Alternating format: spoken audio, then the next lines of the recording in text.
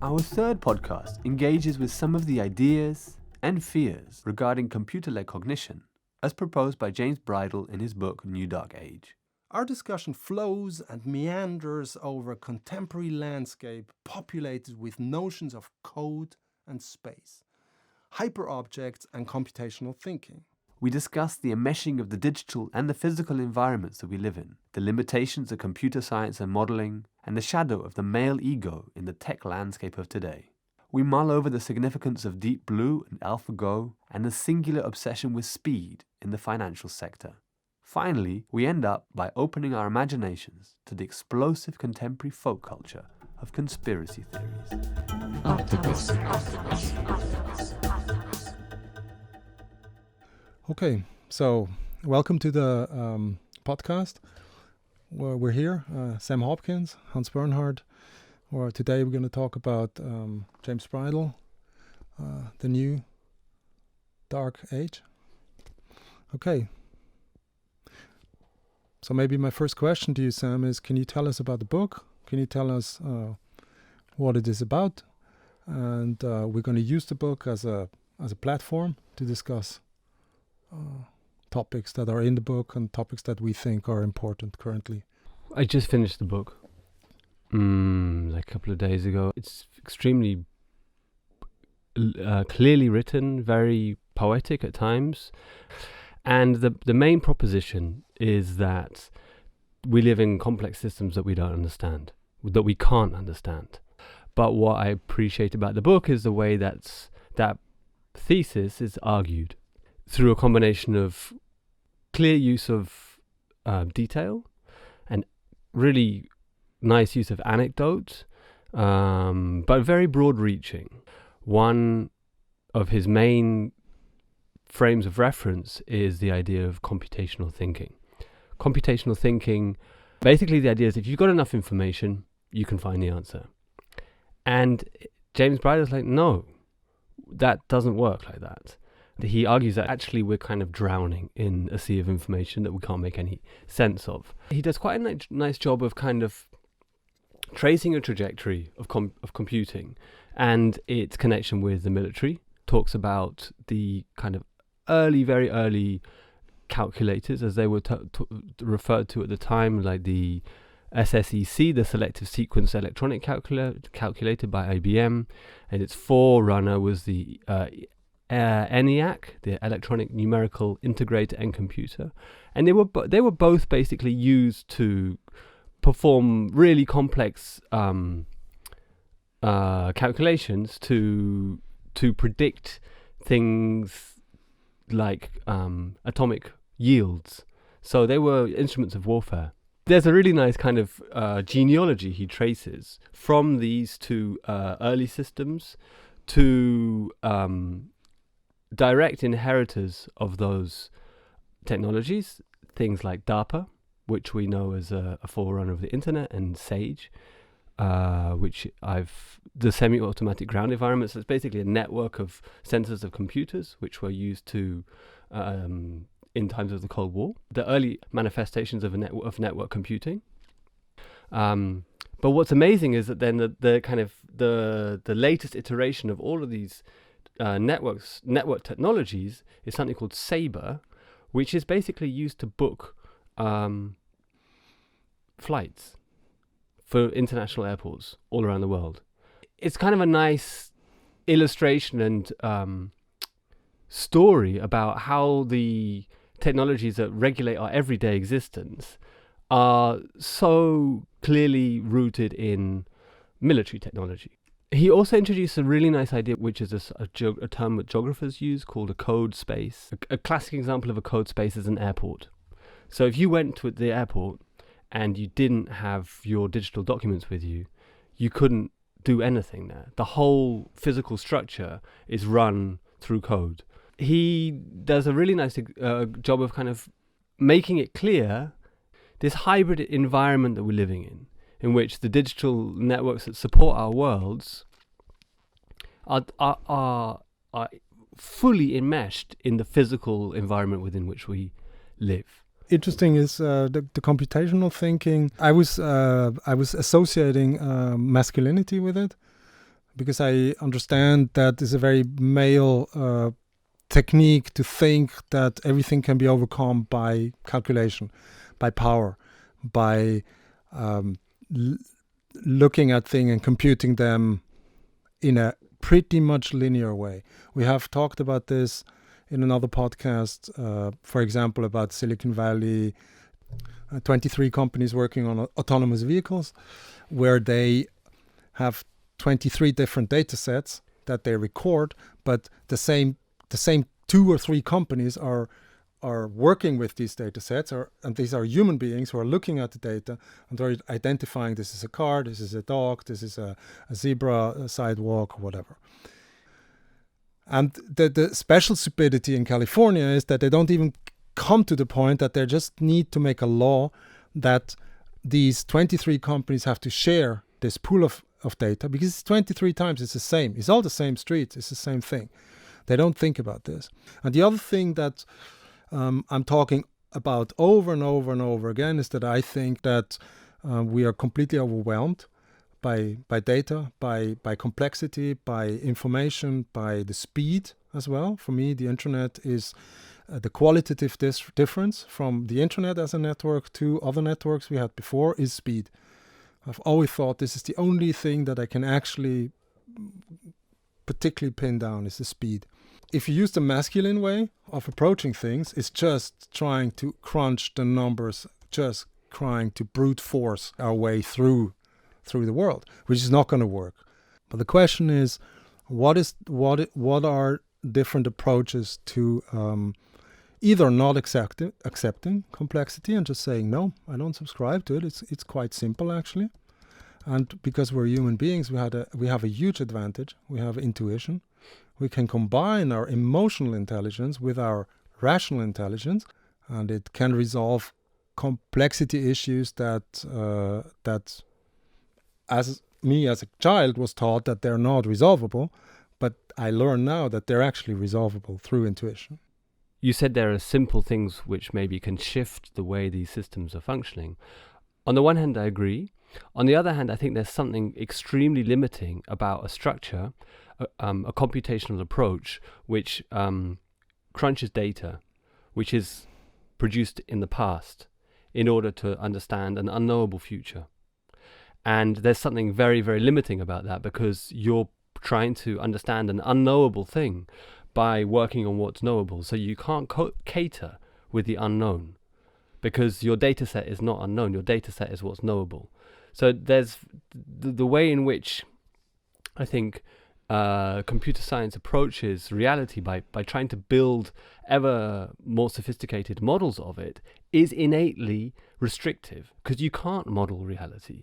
A model is a limitation. Bridle talks about these two kind of key moments in the development of artificial intelligence. In 1997, Garry Kasparov plays Deep Blue, the chess computer, and is beaten by him for the first time. But it's kind of generally understood that he's not out-thought, he's out-powered. So Deep Blue is basically a database of moves, and it can process those moves very fast.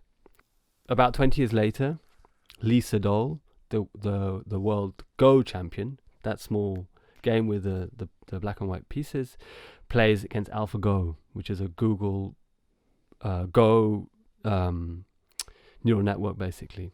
At one point in the match, AlphaGo makes a move that Lee Sedol has never seen before, and no one's seen before. All of the commentators on this match of a game which is 2,500 years old, so there's a whole history of strategy, have never seen this move before. And Lee Sedol, because part of engaging in a match with someone is, particularly chess or Go, strategic matches, is to kind of anticipate the strategy of the other partner. So this breaks down the illusion that he knows what the computer's doing. He leaves the room for half an hour. He comes back and he's obliterated. He's destroyed by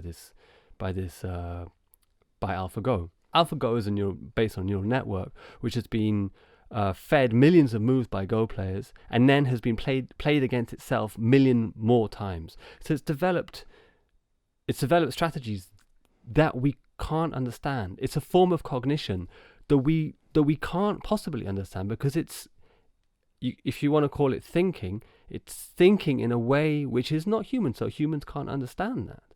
And that for me was a kind of a really nice illustration of the fact that, yeah, these systems are completely different. We can learn to be literate in how to use them, but the fact that we don't actually understand what's going on under the hood, so to speak. I mean, I have a similar experience with poker, online poker and live poker. And I said, okay, let's create 10,000 petri dishes with blank slate algorithms with just one rule: make as much money as possible, and give them basic rule set of how the game works. They're just playing according to what the others are doing. They're basically testing if the other ones are raising and doing that. If they behave like X, they make money. If they behave Y, they don't make money. If you do that enough times, it's a question also of variance in poker, and it's a question of the size of the training set basically you're doing. Because you have 10,000 of these scripts, you can have meta scripts who will select the scripts that worked best. And then I was talking with a top 10 tournament player of the world. We were planning to do a book with him, and everybody in poker plays game theory optimal. And that way, the human think that they reached top level, that they reach kind of peak poker. When they get the closest to GTO, they reach peak poker, which is not true. I talked to this guy and I said, you will be confronted by strategies that you have no idea about, that you're completely devastated by the move, because nobody plays like that. But this is not so complex on a systematic level. It's just understanding that because you create new conditions, new strategies will develop. So if you want to exactly know where the strategy comes from, you might never find out. But if you accept the fact that you never find that out, but you know how it comes about, that these strategies evolve, I think we know enough. We don't need to know more. The thing about machine learning or complex technologies is that often they're very opaque, so you can't read on the surface what's happening. I mean, it's a box. So if we're playing poker together, then my intuition is reading you on extremely sophisticated levels that I'm not aware of, probably, because I think intuition has been developed over tens of thousands of years and is a very extremely sophisticated skill. If I'm playing against a series of scripts or a machine, for want of a better word, that whole element of the game is taken out of play. Apparently, Kasparov, after he was beaten by Deep Blue, he went away and was like, okay, well, this isn't the end of chess. This is time for a new kind of chess. And he developed something called advanced chess, where you play in teams, man and machine against man and machine. And that is really exciting, because then you have these kind of weird strategies and games which are developed in dialogue with one another. And I say dialogue in inverted commas, but it is a kind of a collaborative endeavor. I think this is very sensationalist, what he does. He's very reduced and very sensationalist. And yeah, I understand the anecdotal thinking, and it is for me a very practical model of understanding things and thinking through things. But you can abuse anecdotes. Yeah, you can simplify them and you can use them as examples that you then kind of establish as a general truth or a general model. So the sensationalist aspect of what he says is, and again, I have to come back, I think this is a very masculine thing. It's just to state something out of the nothing. Just to state that now we live in very complex times, as if we haven't lived in complex times before. It's also a very anthropocentric view, because we have built these machines only because we don't understand small parts of it, small parts that are now happening in networks, in the Internet of Things, especially in games. But I talked to the poker player, and I told him, I said, yeah, but you're doing the same thing all the time. You're always adapting to new strategy, because humans have the capability of surprising each other. Yeah? And it doesn't matter if it's a mathematical strategy or the guy is just in another mood and he just says, I'm just going to play my really bad hands as if I play my really good hands, and the other way around. I'm just going to do that now for 10 hands, and then I change the strategy totally around, by basically randomly or like experimentally. We can do that. My question to you would be, so I like the term darkness, but I would like to know how you see how Bridle uses darkness. Does he use it only in a sensationalist way, like a prophecy, and he uses this to basically to sell his ideas, and to exaggerate? Or does he have like a deeper philosophical or emotional aspect connected to this kind of like a feeling to the word darkness? Weirdly enough, the book I read before this was a book called Hope in the Dark by Rebecca Solnit. It's a collection of essays about why it makes sense to engage in often seemingly futile kind of activist enterprises.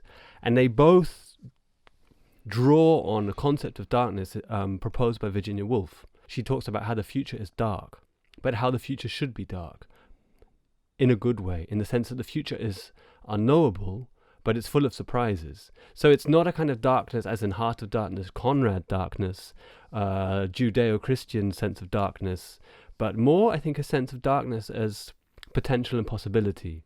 I think New Age of Darkness is a direct quote from H.P. Lovecraft. H.P. Lovecraft talks about how we will be overwhelmed by information, and the only way we'll be able to deal with it is to go to the sanctity and safe space of darkness, so we're not constantly bombarded with kind of enlightening ideas. But he proposes that the cloud be a way of thinking about the network, in fact, which is unclear, consciously unclear, and celebrates that unclarity. Doesn't demand certainty. So he proposes a kind of a cloudy thinking, which is also, I think, a nice thing to accept, to reach this position where we don't have to see everything in black and white, where we can go online, where we can read an article in the newspaper and we can read through the comments, and we don't know what's bots, what's human, what's fake news, what's Russia, and we don't really care. As humans, we have overcome certain institutions, as I mentioned before, and we have a real chance to it's not even, I don't want to qualify it, elevate or change. Let's just say change into a direction where we can process data on a completely different level. We don't have to talk in terms of realities. We don't have to talk in terms of truth or false. We can try to overcome the binary thinking that is still deeply written into us, which is also on a certain level relevant, because we need some kind of ethical frameworks where we can make decisions, because we need to make certain decisions, and these decisions we have to make. Regarding a binary understanding of a non-binary world, Bridle proposes that the NSA and WikiLeaks operate within exactly the same logic. The NSA strive for a total surveillance, for a total data take, so they have all the information with which they can then, let's say, understand everything that's happening. And WikiLeaks operates under the assumption that by making information transparent and available to everybody, that they will also somehow reveal these inner truths. But as we've seen, it's a totally flawed idea.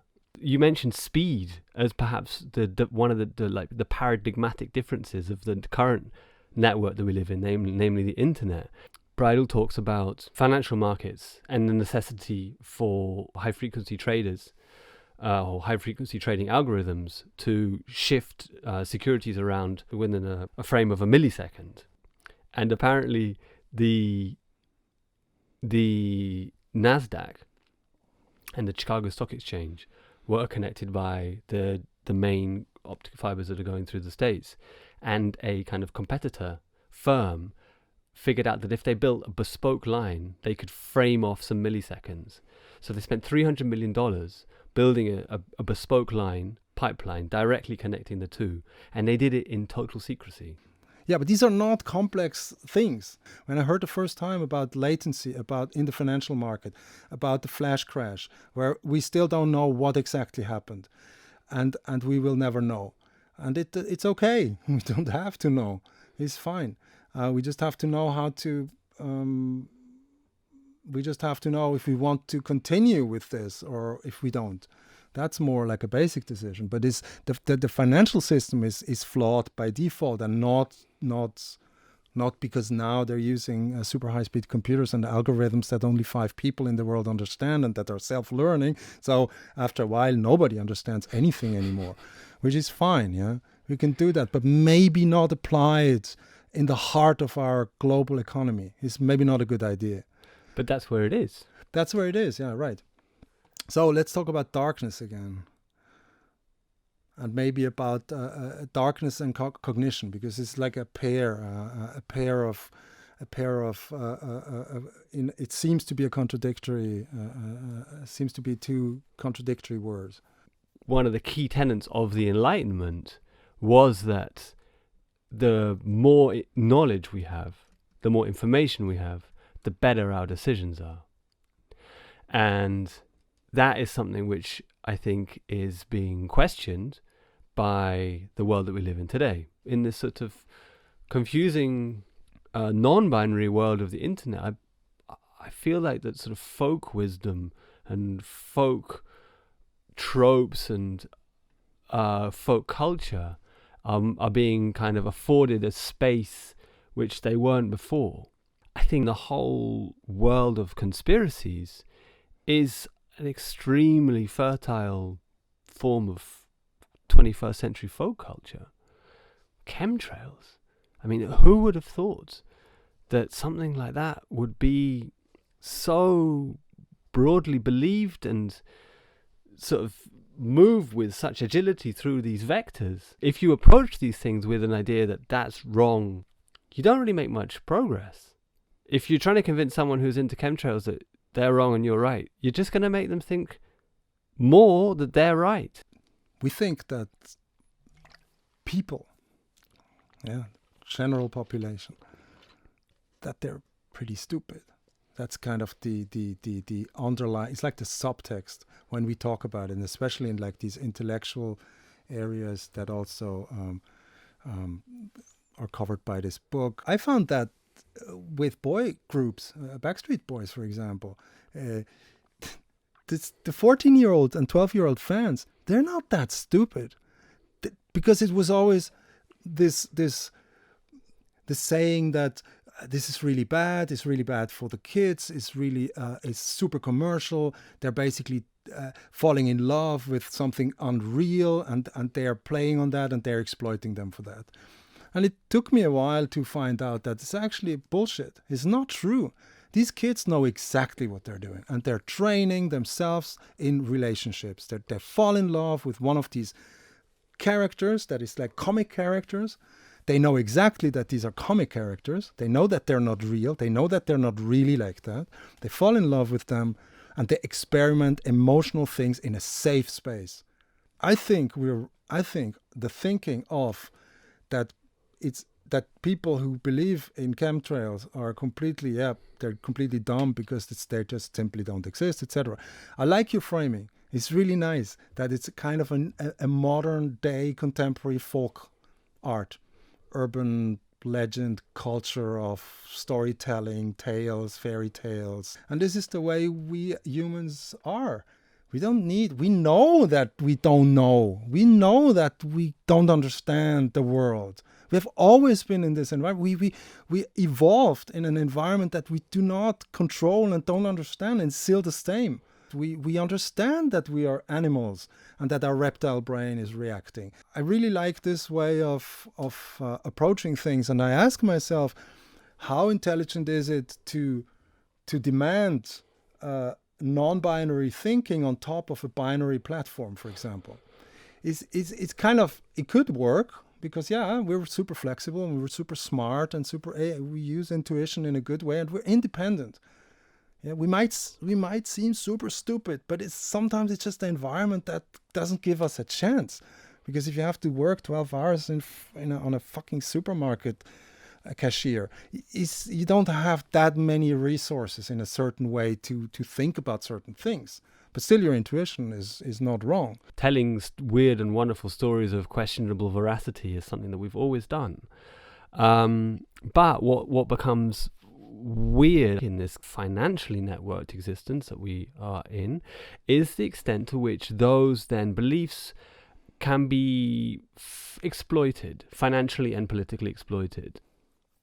Maybe another take from your side? Maybe also what you felt while reading the book, not only what your brain was doing, but what you were also kind of perceiving, or how did you feel while you were reading the book, and what was also the context of while you were reading the book. It's not his term, but he talks about the internet as a hyperobject, which is a term I'd never come across.